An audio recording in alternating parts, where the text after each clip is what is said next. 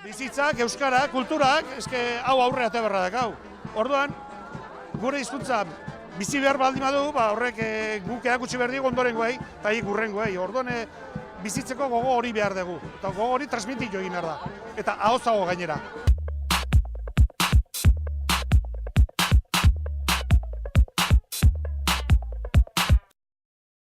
Alde batetik kultura gastronomikoa, hemen daukagun gure kultura intrinsiko hau oso ona iruditzen zait.